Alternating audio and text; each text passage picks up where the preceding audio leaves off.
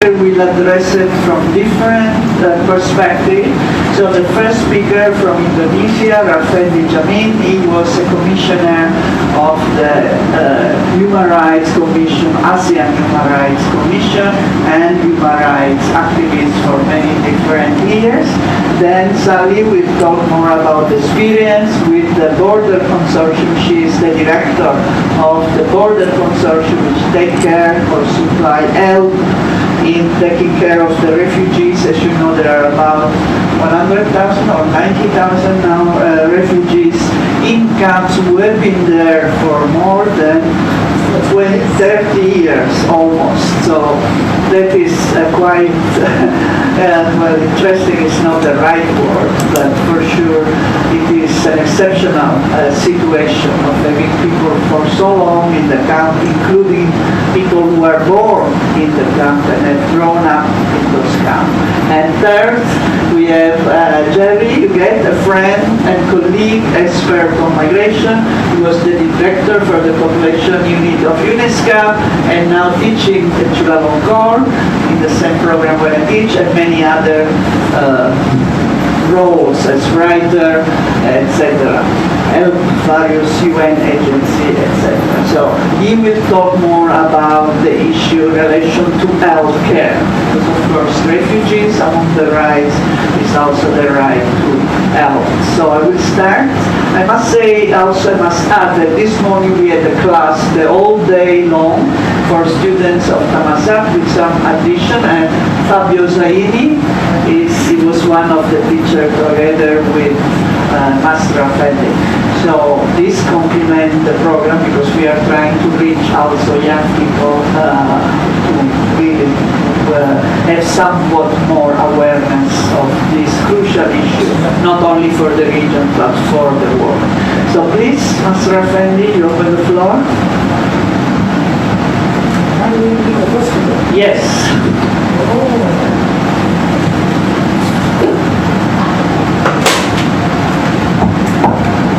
Hello everybody, good evening. Very nice to see you all here. Some are familiar faces and a lot of new faces. And thank you for the introduction, Leah. Thank you for inviting me here. It is a bit awkward to start with me. Why? Because I'm going to present, a kind of optimism in a very frustrating situation of intergovernmental cooperation. So that's a very heavy task for me to do that. So it is more, I think about 10 minutes to make it shorter. The points that I like to raise is the points from the perspective of the state. Yeah? How actually, well, I'm not saying perspective of the state, but how I look, state is trying to cooperate to respond, on the issue of refugees questions. That's our topic. And the topic is whether security offer protections. That's the big title. So I'm assuming all of you are aware about the ASEAN, the 10 member states, with different character, different democratic nature.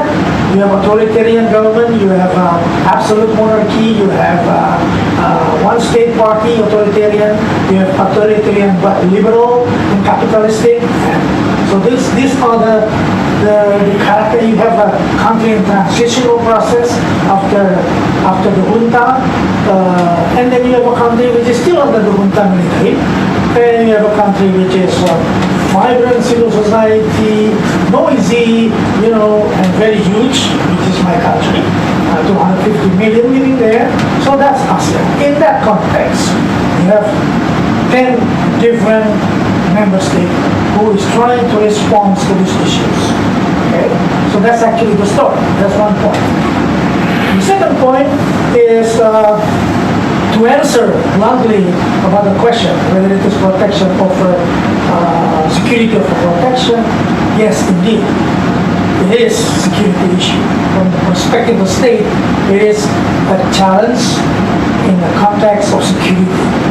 And when they see flows of migration, especially the mixed migration, what is the action of the government is always security approach. And in that context, which is not only at the national level, but they are aware this is an issue that will have to be addressed in close cooperation or in collaboration with other states. So then you have the ASEAN. So in the ASEAN, the question of refugees is not actually taken care by the socio-cultural pillar of cooperation. It is taken care by the political security pillar. So you have three pillars of cooperation: political, security, economic cooperation, investment, trade, and the third one is socio-cultural. So, while the rest of the issue like migrants' rights, women's rights, children's rights, people with disabilities are taken care under the socio-cultural, it is the refugees issue, which is not there. And then, among these 10 member states, if you look at the legal framework at the national level, most of the countries are not state party of the Refugee Convention. That's very clear. So they are not state party. It's only Philippines and it's only Cambodia. Cambodia because it is a country created by the UN. So they ratify everything.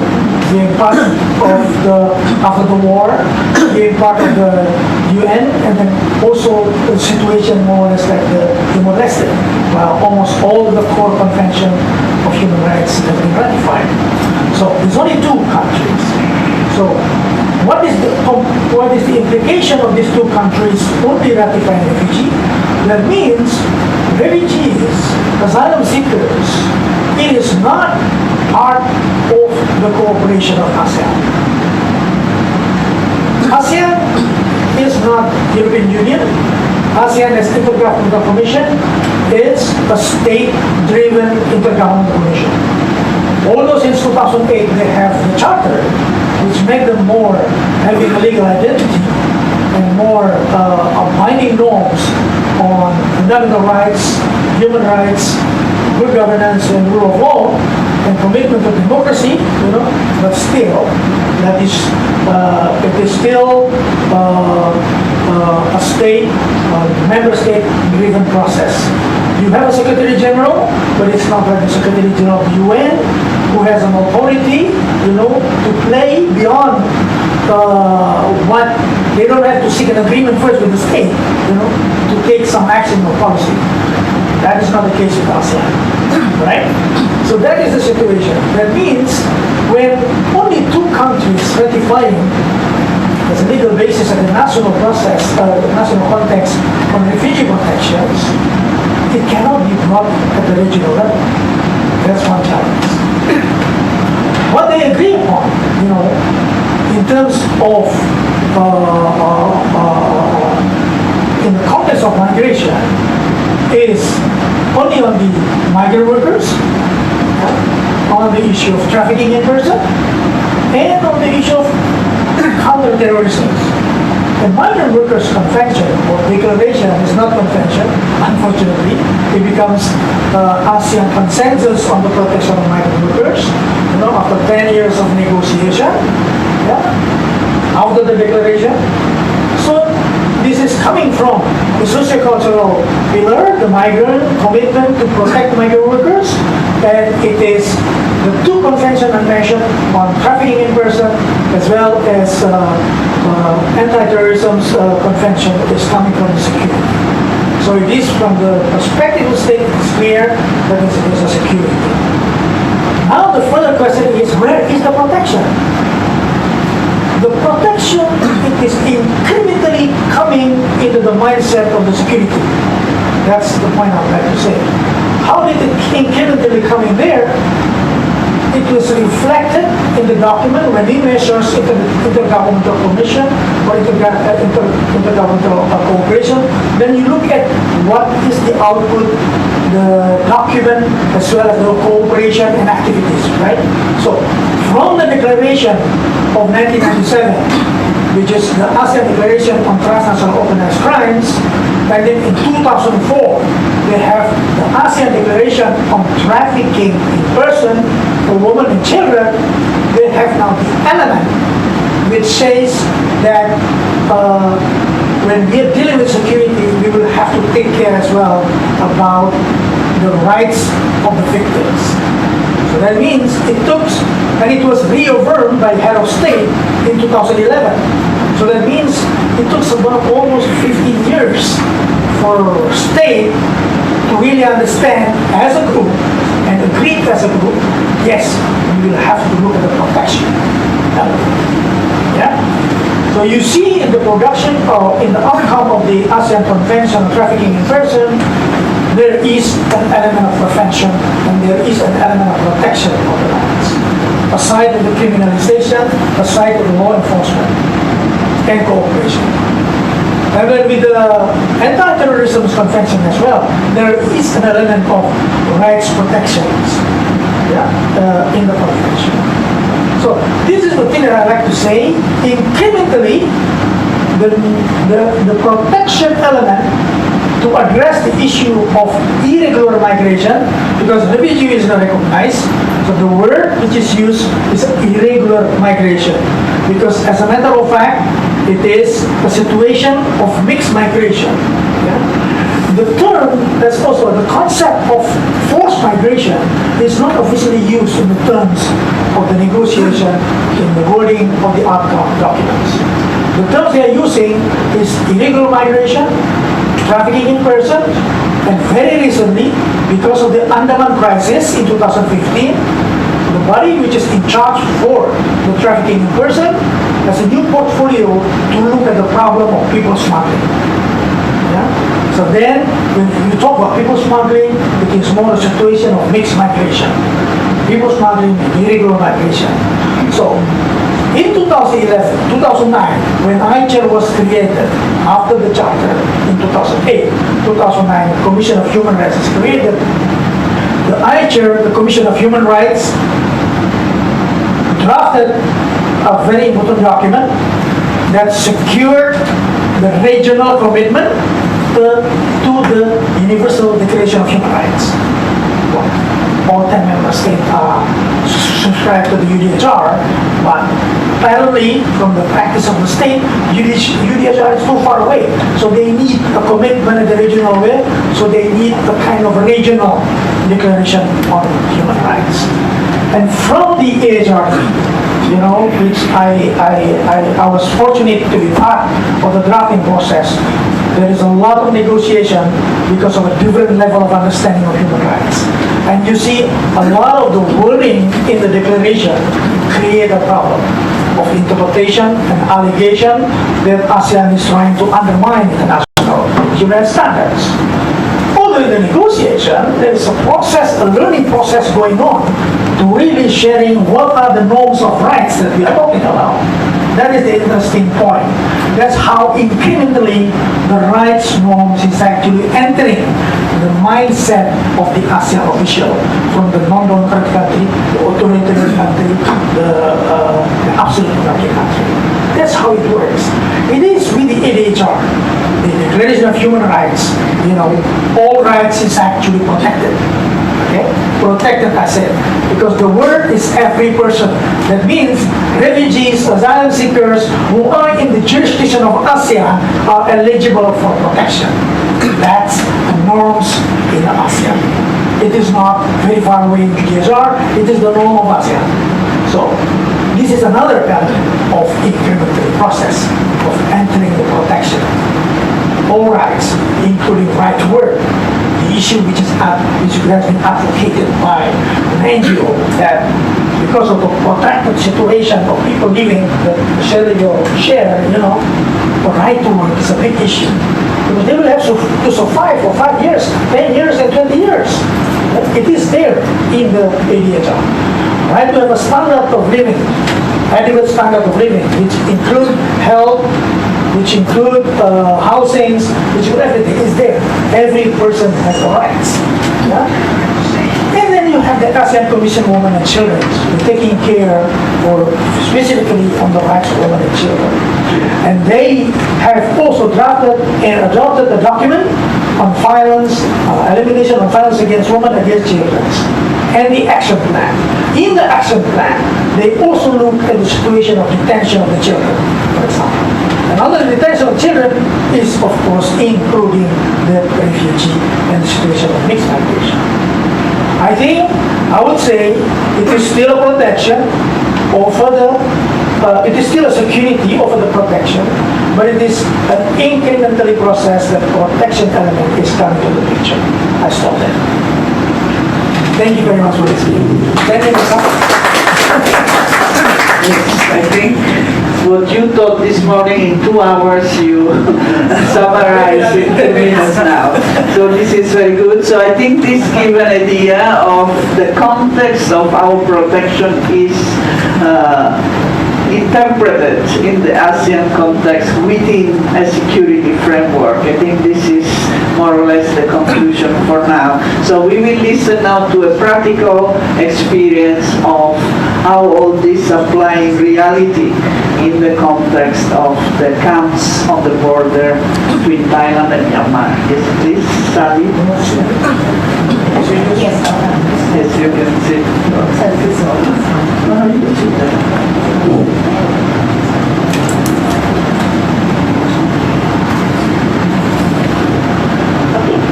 Thank you very much to Leah and to Junction for inviting me here today to speak to you.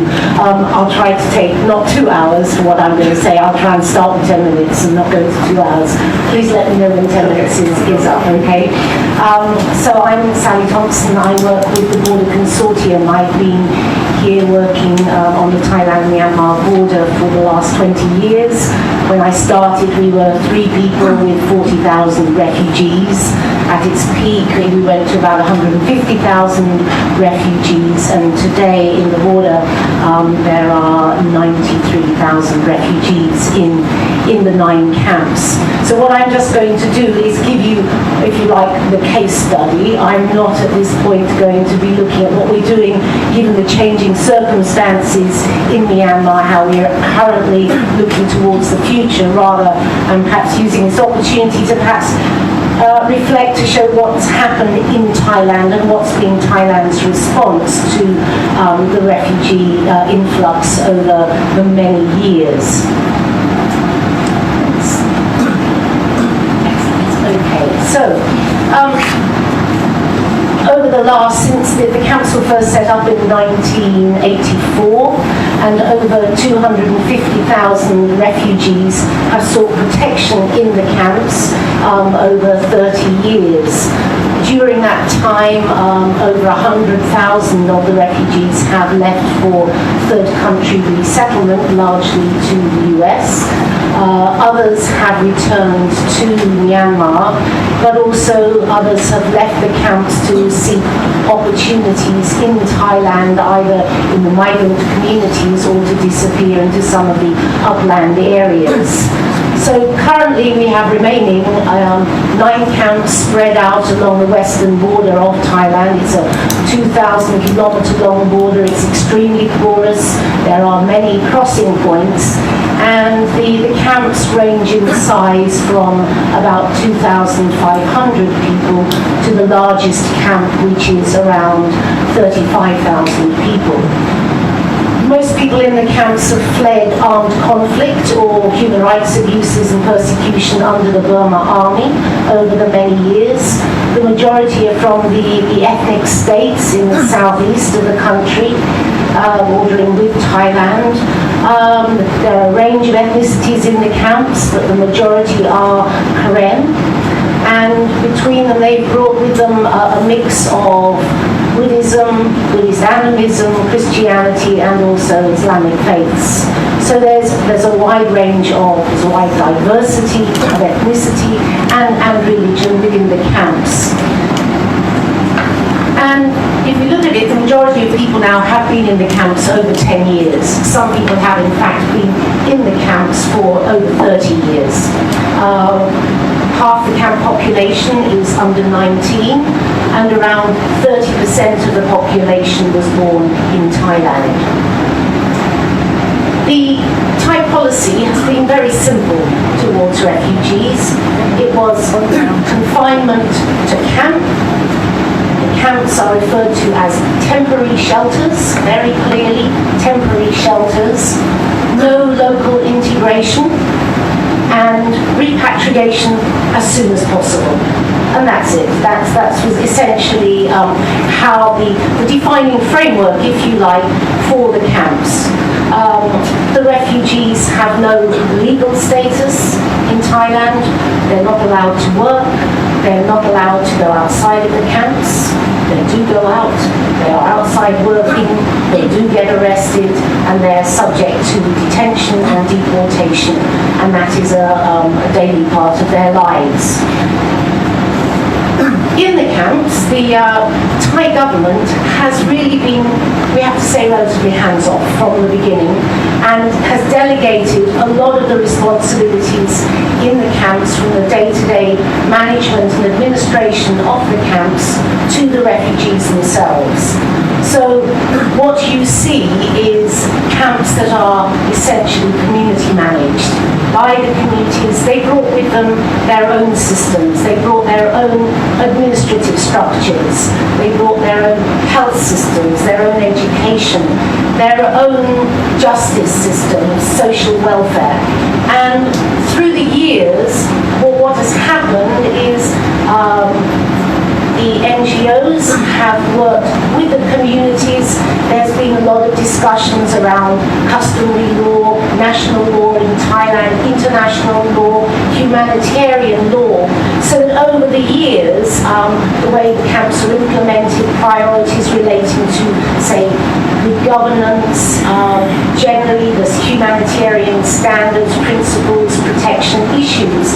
They're all using a lot of the standard international, whether it's international law, international humanitarian law, or the national laws relates to Thailand. And I think there's been a sense from the refugees that they have wanted to move forward. They haven't wanted to live in the past of what they left behind in Myanmar. It is about moving along into the 21st century. So a typical camp structure looks like this, really. You have the Thai authorities, who are the overall authorities. They are the government. They have the overall responsibility. So they are responsible for the national security, the international boundary, and security of the perimeters of the camps. But in the camps, you essentially have the refugee committees, and these are committees that are elected by the community every 3 years. They go through a secret ballot, they go through campaigns leading up to the elections, and so what you have is really a system within the camps of community managed, governed and led structures. So the camp committees have divided responsibilities according to the need for the implementation of services. They are essentially the healthcare workers, the teachers, the community leaders, the sanitation cleaners, you name it, they do it. The NGO role has been to support them and to give them technical support to just build their capacity to manage their communities.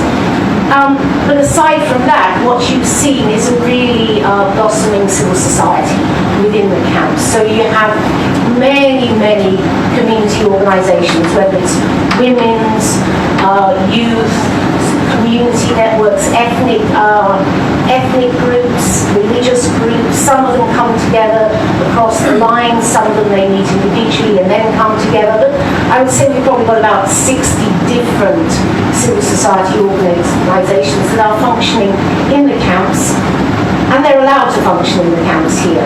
I remember 20 years ago when I went to to Bangladesh, to the Rohingya camps, and at that time it was a very stark contrast.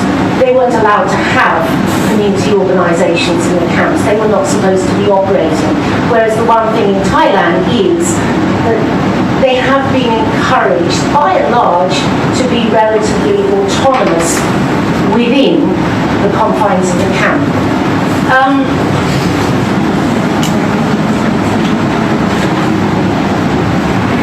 What we've seen over the years is that they've gone through cycles from being relatively self-reliant to becoming totally independent. When they started, the camps were actually open. People were allowed to go out into the surrounding areas. They were allowed to use the natural resources. They were allowed to work in the first 10 years. Then as more refugees came into Thailand, the Thai authority response was to consolidate camps, confine refugees to camp, and with that confinement, they became essentially totally aid-dependent. And then it started to change after the situation in Myanmar changed. As we went in 2010 to 15, we saw a transition from military to a civilian government. We had bilateral ceasefire agreements, the signing of a national ceasefire agreement, and finally, after decades, there was hope of a future return of refugees. And with that, at that time, about 5 years ago, we saw an easing up from the Thai government, an easing up of allowing people essentially to do more for themselves in the way of livelihoods, taking more responsibility for themselves. They were turning the other way as people were going outside the camps. They were allowing people really to move more freely in the perimeters of the camps, because with the intention that the more, at that time, freedom that they had, they were more likely to get themselves self-reliant and go back home. That changed after the military coup here in Thailand in 2014, where the military government came in, and essentially for the military, they looked at the border areas, and their concerns in the border were deforestation, drugs, and human trafficking. And that meant control. It meant control of irregular movement in the border areas. And what we saw was a reinforcement of the policy of confinement and containment camps. So back we went again. Here we were trying to get people more self-reliant, and yet there was the military saying, closing the doors again and making people more dependent within the confines of a camp.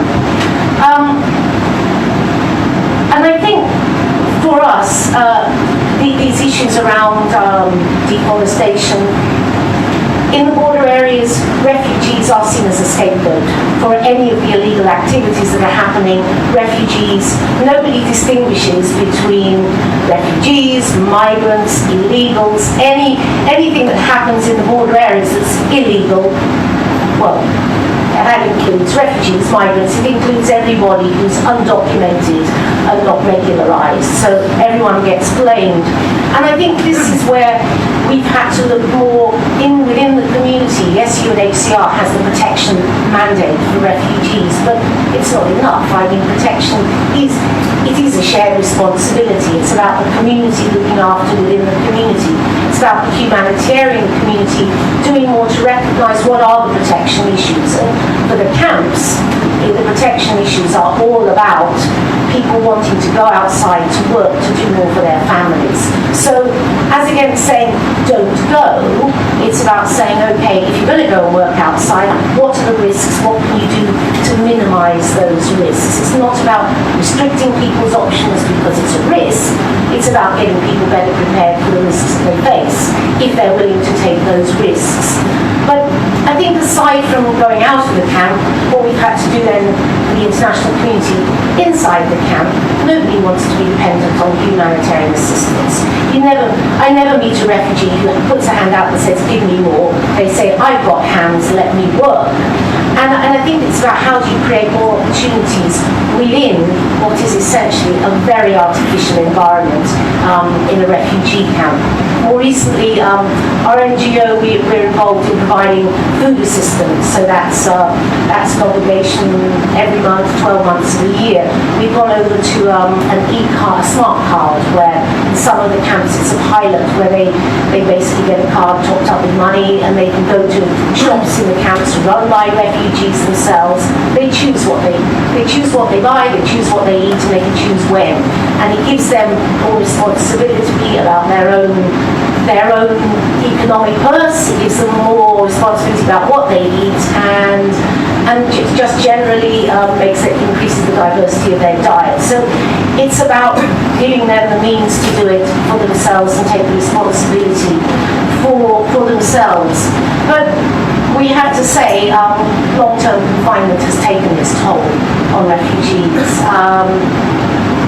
And when you see people really what you see is, as you'd see in any urban situation where it's overcrowding, high unemployment, you see corresponding levels of increased psychosocial issues, increased substance abuse, and increased domestic violence. And these are a lot of the issues that refugees are having to deal with on a daily basis. But again, it's not the international community that does this. We leave the camps every day. We leave. It's the refugees who have to deal with those issues when there is conflict between and within the communities. It's up to them to handle that. And I think that's another area of protection that we're looking more at. A lot of it's just about identifying who the vulnerable groups are, identifying them, and really building awareness within the community of which groups have special needs, and not treating everybody the same. And particularly as resources get scarce, we have to really focus more and more on those who need it the most. When new arrivals crossed into Thailand, everybody got the same. Everybody, because they'd come from a similar situation. But after 20 years, 30 years, people have different coping strategies. And now it's about saying, okay, who really needs our limited resources the most?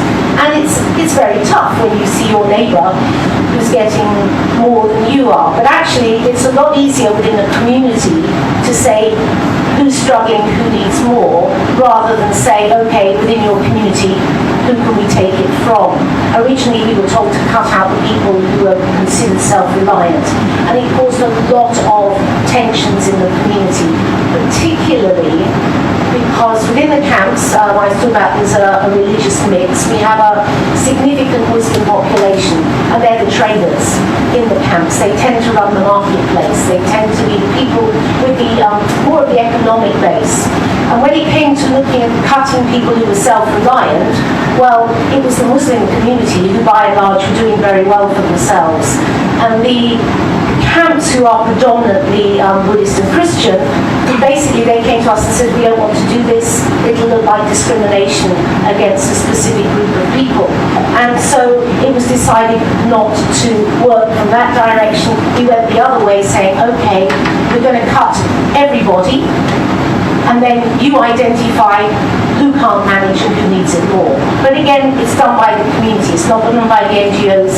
It's for them to decide through their own structures.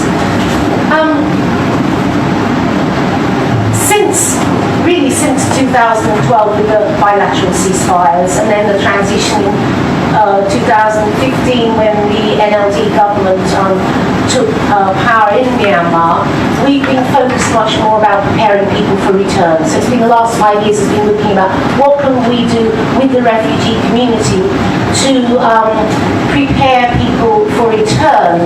But really, the thing is, when you've got a young population with half the people under 19, 30% who were born outside of Myanmar, where do they identify as home? And then Myanmar isn't really home. And now, as we're looking forward, the situation in Myanmar is extremely fragile. And although we've been preparing for return, we've seen some people going back, people who are willing to take the risk back in Myanmar. But overall, the momentum that was expected, we had these milestones, if you like, of ceasefires, of civilian government coming into power, these are all expected to trigger a return back to the country, and it hasn't happened. And in the meantime, the donor community is turning in different directions. We're seeing resources for the camps reducing, we're seeing NGOs withdrawing, refugees are seeing services reducing. And so what we're seeing now in camps is increased anxiety, increased stress, increased psychosocial issues as we look ahead. And this is the real challenge for us now going forward, because if we look in Myanmar today, we're all familiar with what's been going on the western side in Rakhine with the huge exodus to Bangladesh of the Rohingya. In the north of Myanmar, we have in Kachin state ongoing conflict, escalation of conflict over the last year. Northern Shan state, ongoing conflict there. And more recently into southeast Myanmar, where most of the refugees are from, we've seen incursions from the Burma army coming into areas under ethnic armed control in violation of the ceasefire agreements. And by and large, although this may be seen as happening in areas, different pockets of the country, it is one country, and this is all about the Burma army. It's not, so what's happening in Rakhine state may seem very far away, but essentially it's about the Burma army, of which, under the current government of the NLD, they're not being held to account. And therefore they're able to act with impunity throughout the whole country. So while we see a lot of the effects of this in other areas of the country, for refugees who are considering return, they fled because of the Burma army. So for them, that's what they're watching, and what they're seeing is nothing that builds confidence that the mindset of the Burma army is in any way changing, nor that the civilian government under the leadership of Aung San Suu Kyi is able to hold them to account. So really, the challenge going forward is that protection still remains an international responsibility, because the state cannot hold its own army to account. And that's really what we have to bear in mind as we go forward. We cannot let go of this really protracted refugee crisis at a time when really, once again, sadly, Myanmar is a very pivotal time where it could go either direction. I'll leave that.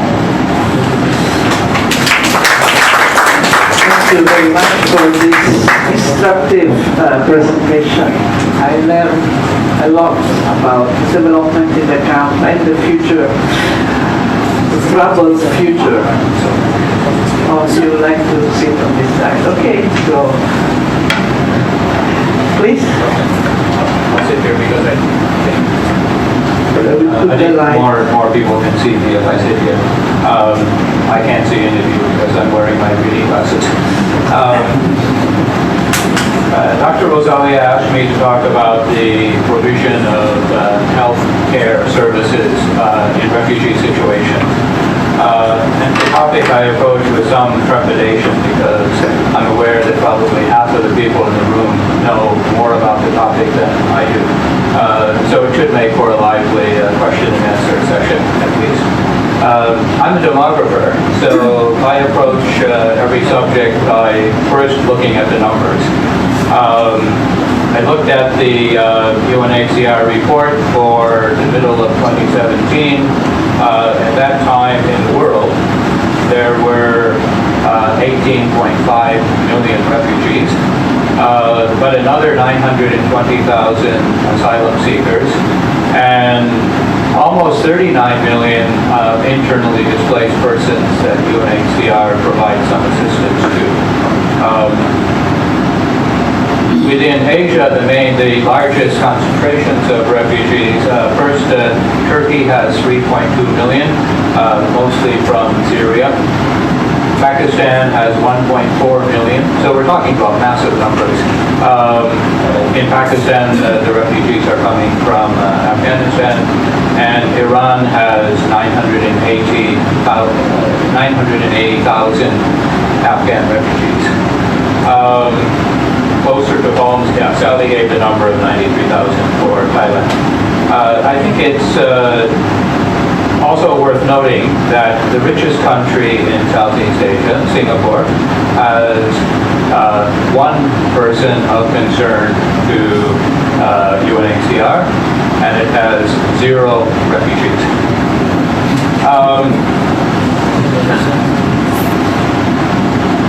I've decided to start with the most horrendous example and work to perhaps more optimistic examples, maybe following the lead from Mr. Effendi. And of course, the most horrendous example is the situation currently of the Rohingyas who have fled from Rakhine State across the border to Bangladesh. UNHCR estimates that 670,000 have moved since August of last year. Keep in mind, over 200 or at least 200,000 Rohingyas already in Bangladesh at the time. So now we're talking about at least 900,000. Okay. Sally was showing pictures of the refugee camps or the temporary shelters in Thailand. Those of you who've seen the pictures of the camps for Rohingyas in Bangladesh realize that those are much more primitive and much more crowded than the camps are in Thailand. UNHCR estimates that 93% of the camp population have less than the emergency standard of 45 square meters per person. UNHCR works with 5 health partners and 3 nutrition partners. They're doing a fantastic job, I think, in a very short period of time with limited resources. They've established 149 clinics and 20 vaccination sites. Virtually none of the Rohingyas coming from Myanmar have been vaccinated before, so they set up a very ambitious vaccination program. Between December last year and January of this year, they vaccinated 324,000 children under the age of 15, and they consider that to be 96% of the child population. So really remarkable. At the same time, UNHCR still considers, though, those camps to be a public health and nutrition emergency. Nearly half of the children under 15 are anemic. The rates of acute malnutrition are 24% in one camp and 19% in another camp. These are of children. They estimate that only 8% of the children in the camps receive 3 meals a day. And the worst is yet to come because the monsoon season will peak in June, July, and August. Those of you who've seen the pictures in the paper or on BBC realize that particularly one of the camps is built in a very hilly area, so it's built on very steep hillsides, which means when the typhoons and cyclones come, there's a danger of landslides if you're on the hill and flooding if you're in the valley. It's estimated that some 5,000 of the latrines in the camps are in areas which are currently prone to either landslides or flooding.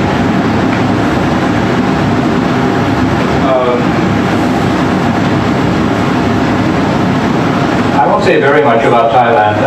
Sally very neatly gave the infrastructure of the way that the camps operate for providing health services. I think we only need to say now that a number of NGOs run clinics, so primary health care is available, and referrals to government hospitals are also possible for more serious cases. The other refugee situation in Thailand, though, that isn't on the border, is called, in shorthand, normally the urban refugees. These are people who turn up, usually in Bangkok, from literally 60 or 70 countries around the world, and then go to UNHCR and apply for refugee status. Keep in mind that most of them have not been recognized, screened in as refugees. So they're either asylum seekers or their case has been rejected. Okay. what that means, particularly for healthcare, is they don't have health insurance. Some of them can approach private clinics or hospitals, but then they have to pay out of pocket, and even that's difficult to do because there's a fear of being arrested and detained when they're out on the street. And even those of us who are regular migrants in Thailand, if you go to a hospital, the first thing they ask for is your passport, of course. And so if you don't have a passport, and virtually all of them, their initial visa has expired, so they're not legally in the country, so it makes it very difficult for them to approach even the government at any kind of hospital. The Bangkok Post last Sunday did a very interesting feature article on the conditions of the immigration detention centers in Thailand. Many of you will have seen it. I only have to emphasize that they're extremely crowded with up to 100 people crammed into a cell. Health care is minimal, and even access to safe drinking water or clean water for bathing isn't always available. So not very good conditions. The NGO Asylum Access Thailand has recommended that Thai authorities end the arbitrary and indefinite detention of refugees, and especially to end child detention. And I understand that there are negotiations and talks toward that goal. And of course to improve the access to health care for people who are in detention. I want to give a couple of more positive examples. Malaysia has some 94,000 refugees, and UNHCR estimates that 93% of them actually have access to either private or public health care. There are still obstacles similar to Thailand. In many cases, they have to pay out of pocket. Many of the refugees haven't been screened in, so they're afraid of being arrested if they are out on the street trying to go to a clinic or a hospital. And of course, they have a language barrier. Positive program, though, the Malaysian government in 2016 introduced the Refugee Medical Insurance Scheme, so that refugees in Malaysia, for a fee of about, it varies, but approximately $40 a year, then have health insurance, which can pay up to $3,750. But that covers up to 25 days in a hospital, including 12 days in ICU, surgical fees, and costs for medicine. One of the best examples in Asia, not in Southeast Asia, is Iran, where with support from UNHCR, the Iranian government provides access to the National Health Insurance Program on the same basis as Iranian nationals. So all of the Afghan refugees, the registered refugees in Iran, are enrolled in the National Health Insurance Scheme, and that provides for inpatient care.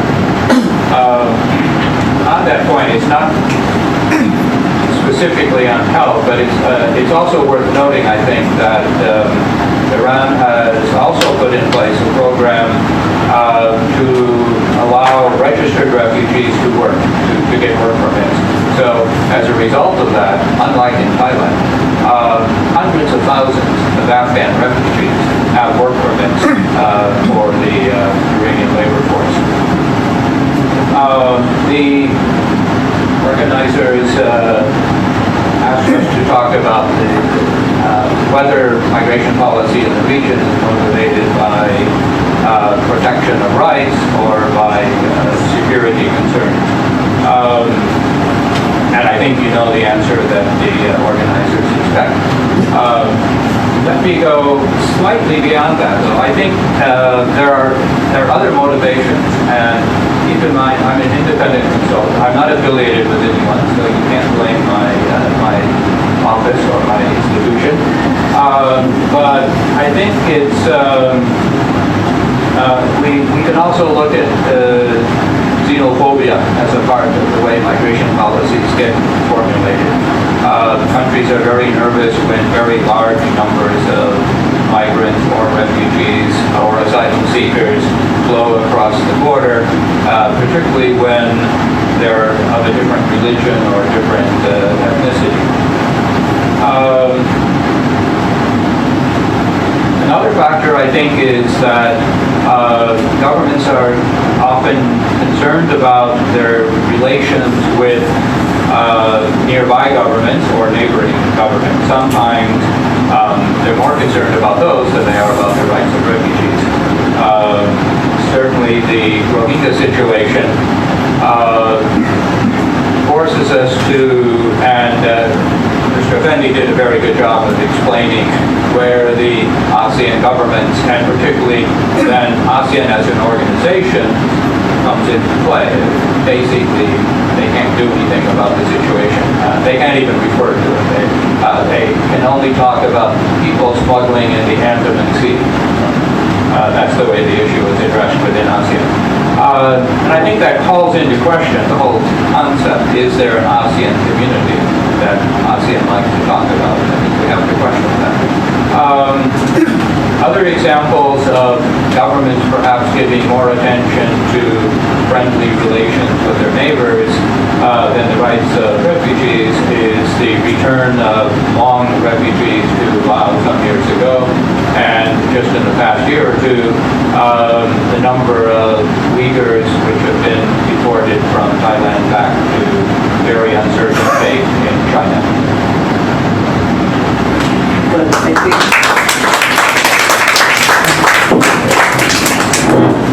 since this is being broadcast, I think you will not get any consultancy anymore, but bad luck. I didn't know my visa. I am joking. I am not sure so many people watch the online, but still.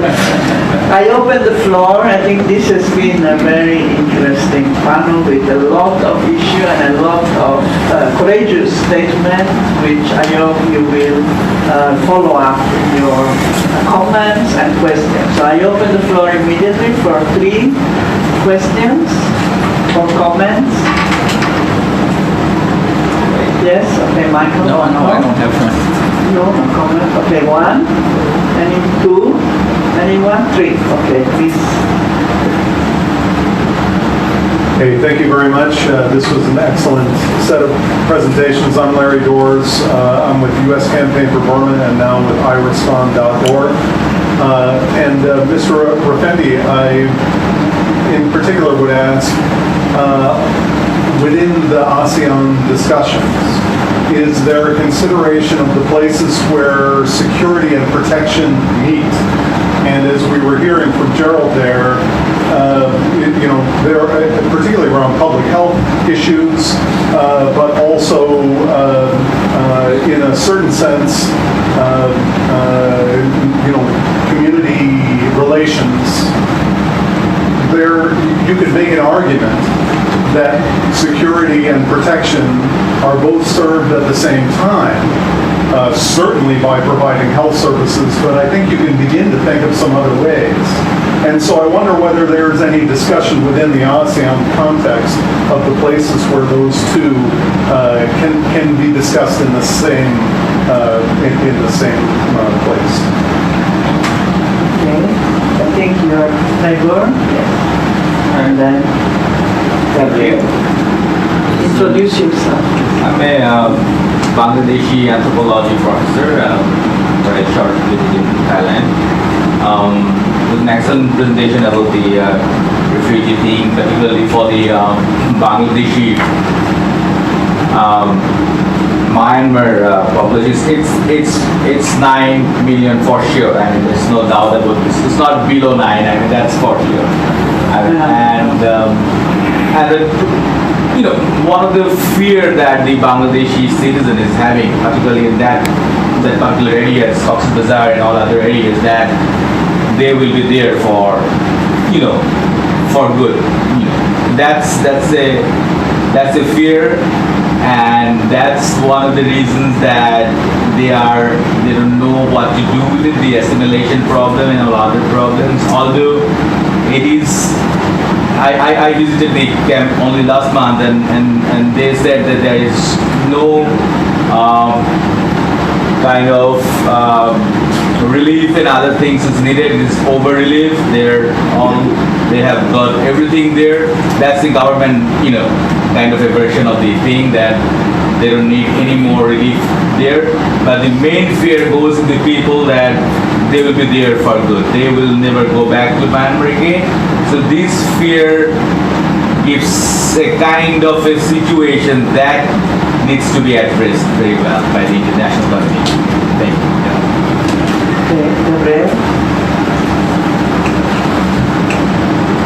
Thank you very much for sharing a very wonderful stories. And my name is Gabriel. I am from the Graduate School of Southeast Asian Studies, Chulalongkorn University. So I would like to address some questions, in particular with Ajahn Jerry. So in accordance with the fact that urban refugees who are temporarily residing in Bangkok are considered illegal by Thai authorities based on the non-signatory status for Thai states to UN 1951 Refugees Conventions, and they are restricted to be structurally integrated into Thai societies. In your perspective, what do you think should be the pragmatic policy suggestions for Thai authorities in order to tackle with these particular issues? Thank you. So, even for risk of not being employed in the future. But yes, so this time Jerry first, then Rafeni, and then I think Sally can also comment on both. No, yes, Jerry first. Oh, okay, Rafeni. The first question. You give the privilege to me. Thank you, Jerry. Thank you for the question. Whether there is any discourses within these ASEAN officials. As you know, that ASEAN is working in pillars. I say that in pillars of cooperation. And within the pillars, you also have different agencies. And one which is in charge of public health is the Minister of Health of ASEAN.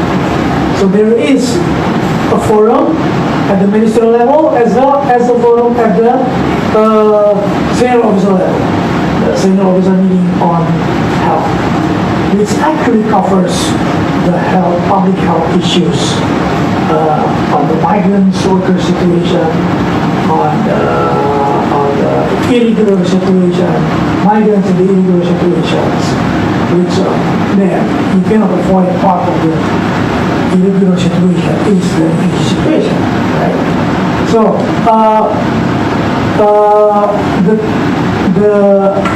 the talk is definitely is there within this pillar, and the interesting point in terms of development, a little progress of cooperation. ASEAN is by tradition is working in silo according to their own agencies. I think that's organizational problem in all big organizations, working in silo. Even the UN is also, but since the beginning, the nature of cooperation of ASEAN is according to the relevant agency of the we call it technical ministry, right? So Ministry of Education, Ministry of Health, and Ministry of Defense, Ministry Women Empowerment, you name it. Even Ministry of Agriculture, So, in the convention that I'm talking about, on the security, the convention on trafficking in person, they produce the convention to make a kind of assurance that this convention will be implemented. They translate it into plan of action. So the convention and plan of action is one package. And this plan of action, that is the thing that actually give a space of the inter-cooperation with different sectoral bodies within ASEAN. And as far as the health concerns, then it will be the Ministry of Health of ASEAN's sectoral bodies, the Senior Officer Meeting on Health. So within, it is all it is all working in progress. It's called the Regional Plan of Action on the Implementation of Trafficking in Person, which is also plus people smuggling. Yeah. So unfortunately, the situation of refugee situation will have to be captured in the context of this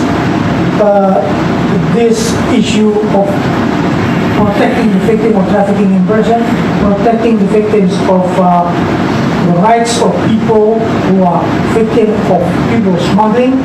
Yeah, it has to be seen in that context because of the absence of a clear refugee protection regime within ASEAN. Yeah? So in that context, there is definitely an opportunity for more protection in the context of health coming in the regime of the security plan of action. Because the security plan of action will have to engage the Ministry of Welfare, will have to engage ICHR, the Commission of Human Rights, will have to engage the Ministry of Social Welfare and Development, will have to engage the ASEAN Commission of Women and Children that is taking care and avoiding, they have their own plan of action. So each plan of action is trying to be synergized in the context of protection. So there is a merge of the protection regime. Well, it is more protection is actually incrementally coming into the security curriculum. That's how I can describe it. So this is working in progress. As well, the HIV issue, for example, the HIV issue AIDS. The Ministry of Health, they are more open to any kind of, because they are less political, right? But when it comes to the security people, it is becoming very political, very national interest. So that is actually this tension. Well, it's not the tension, it is the dynamic. Okay, first, let's Put it like this. Okay. First, we can look at the situation of the Rohingyas, 900,000 plus in Bangladesh. And I think, yes, it's a very valid fear on the part of the government that that refugee population is likely to be there for a long time because the normal durable solutions are resettling in a third country. You don't see that happening soon, or repatriation, and that also is very unlikely. I draw a little bit of a parallel. Those of you who are old enough may remember that Thailand had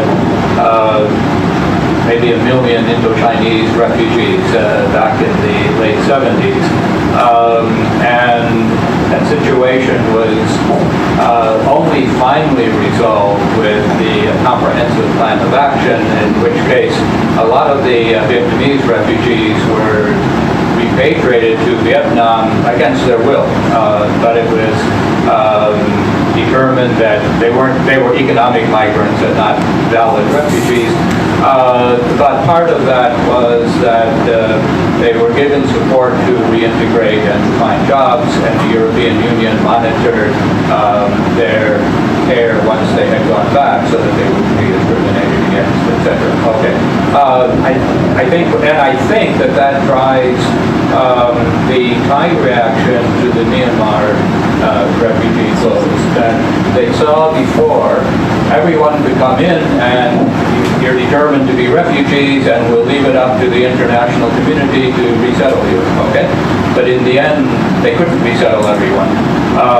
And so Thailand was left stuck, you could say, with hundreds of thousands of refugees. It wasn't easy to get rid of them. And I think that that's one of the reasons that the people coming from Myanmar are determined to be persons fleeing fighting, and why the camps are considered temporary shelters and not refugee camps. And I think there's that mindset that we don't want to have a regular refugee situation. Now, the problem is we've now ended up with a protracted refugee situation with some people in the camps for 30 years. Okay. Is there a solution for the Rohingyas in Bangladesh? I don't think there's an easy solution, no. If there is one, I think the Bangladesh government is going to have to exert its greatest skills in international diplomacy. It's not a situation which Bangladesh and Myanmar are going to resolve themselves, okay? It's going to take a comprehensive effort whereby some of the countries in ASEAN will agree to resettle some of the people in the camps.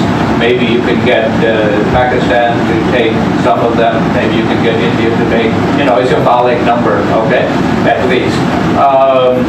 So I can only see some kind of situation like that. But given the current political climate in the world regarding refugees, we've seen the situation in Europe and in the United States now. It's almost impossible to send refugees on to third countries. No one is taking them. The Bangkok Post article cited one Somali who's in the detention center here actually was cleared for resettlement in the United States, and then the Trump policy banned all migration from 7 predominantly Muslim countries, including Somalia. Okay, so even though he's accepted for resettlement, the U.S. isn't taking any refugees from his country now. So he's stuck in the detention center. He's been there a couple of years, and who knows how many more years he might be there. Okay. But it's going to take a real feat of international diplomacy in order to work out some program to provide some degree of protection, some degree of resettlement, and a little bit of return perhaps. Okay. Keep in mind that comprehensive plan of action for the Indo-Chinese refugees came out of the conference, which included the United States. I think Indonesia was an important player, France, Vietnam, and so on. So it was a truly international effort that took a couple of years of negotiating. All right. We're going to have to do that. Now, pragmatic solutions for the 8,000 or so urban refugees in Bangkok. First of all, in many ways, the Thai government is very pragmatic in that, to a large extent, I think the police know where these groups of urban refugees are, and as long as they're not causing any trouble, they kind of leave them alone. Okay. The problem is they don't allow them to work legally. So if you don't have a livelihood, then of course you're incredibly vulnerable. And to go out to work, there's always the danger of getting arrested and you end up at the detention center. The Thai government does, in fact, allow lots of people who don't have a particular right to be in Thailand to remain in Bangkok. Now, what more should they do? I think, yes, work with UNHCR to try to speed up refugee screening. The problem with that, of course, is that we know that the refugees get here through smuggling networks, okay? And so lots of them are simply economic migrants. They, when they go to UNHCR, they don't have the documentation to prove that they, as individuals, would fear persecution if they were returned to their home countries, okay? So probably 2/3 of this 8,000 would not be screened in as refugees in any case. At the same time, Thailand can't return them.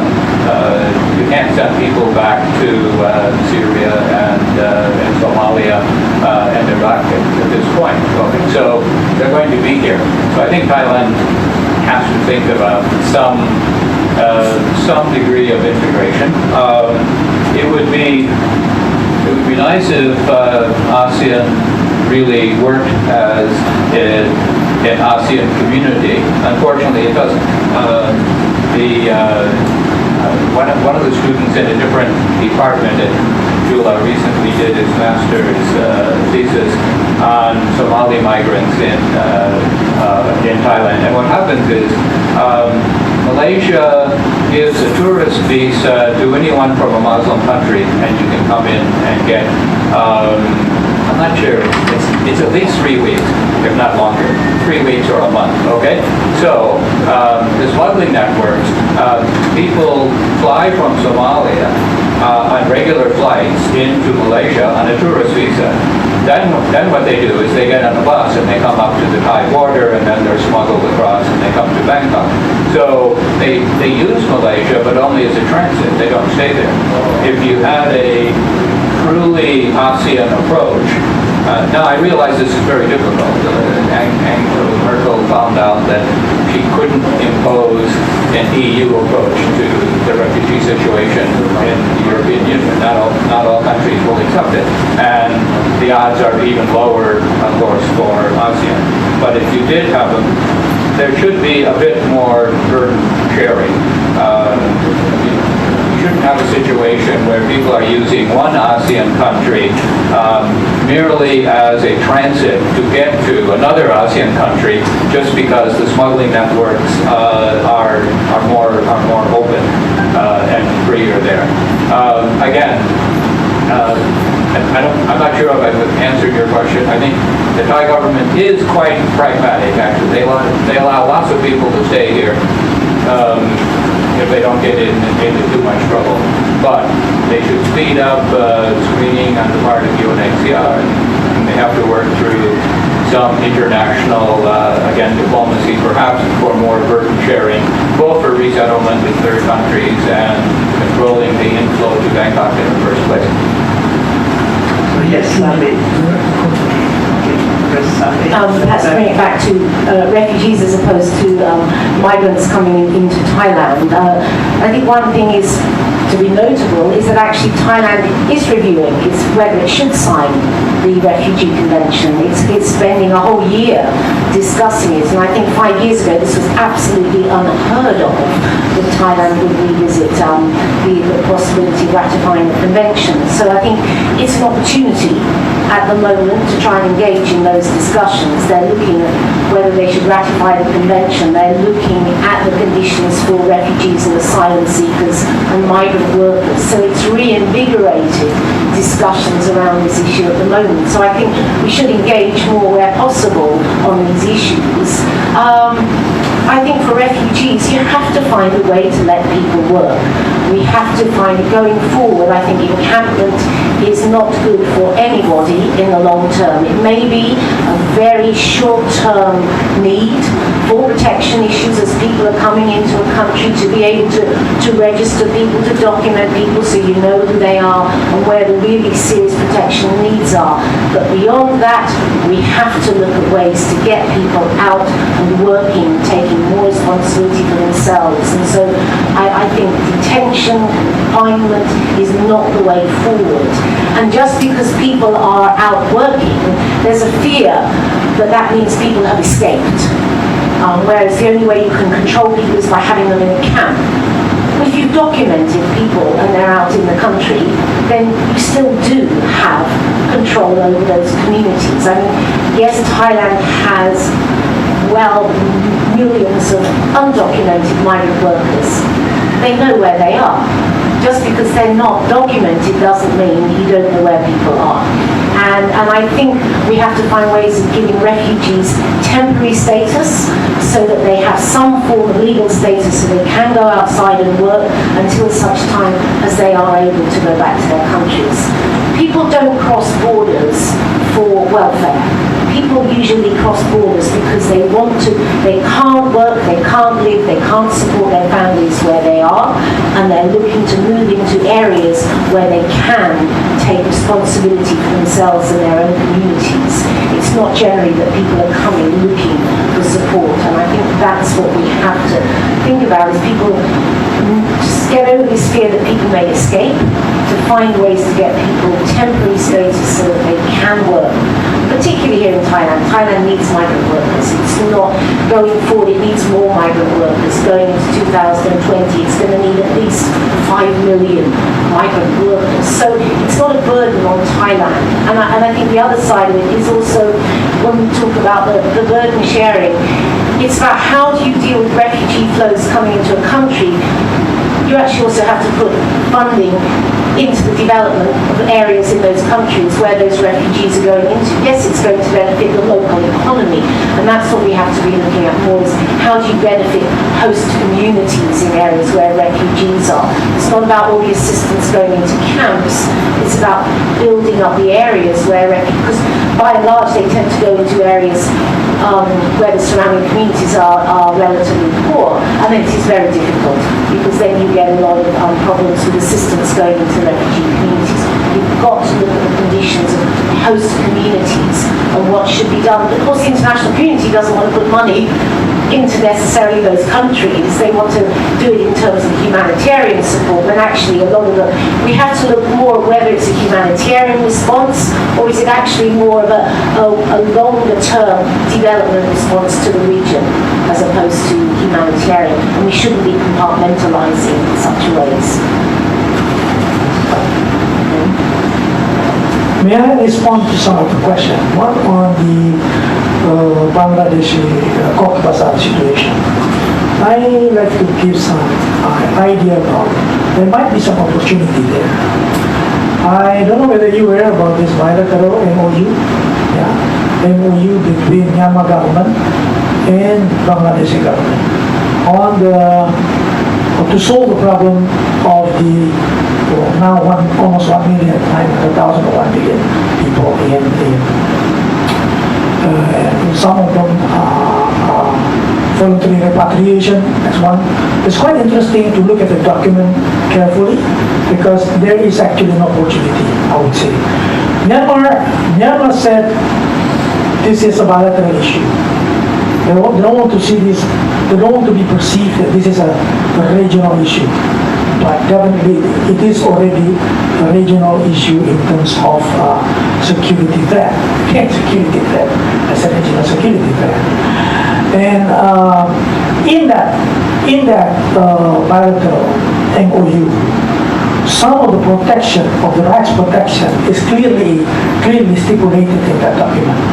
The second thing is that it also, although it is a bilateral thing, it also opened up a possible cooperation from the third parties, which is the international organizations, as well as friendly or like-minded governments who would like to contribute or to help the situation in the Cox's Bazar.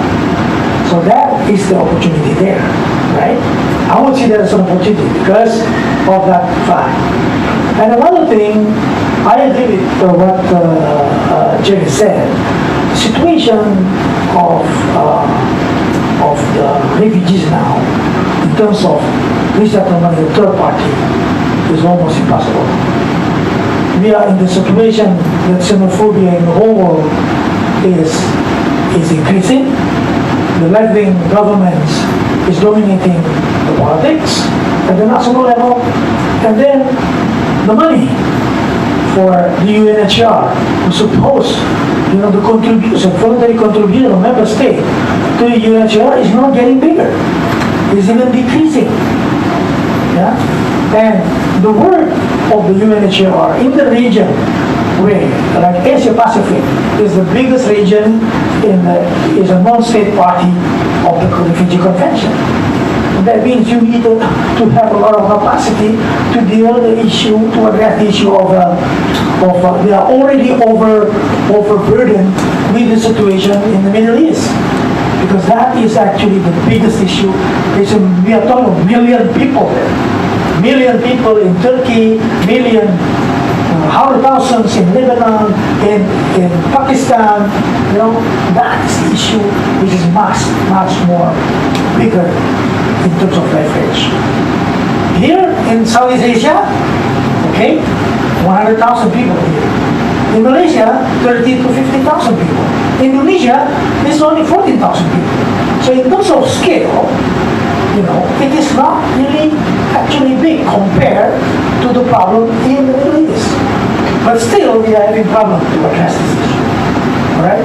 So the opportunity I say for bilateral, another thing that I haven't mentioned here, there is a wider intergovernmental organization which is working on people smuggling as well as trafficking in person. When you talk about people smuggling, then you are dealing with the situation of refugees. Okay? That is the Bali process. Because then in the Bali process, it is a different nature with ASEAN or with other intergovernmental. It is a co-chair driven process. A co-chair driven process, that means the decision is only by the co-chair. Of course, with a lot of consultation with the members. And it is voluntary principle, it is non-binding, but still there is an opportunity.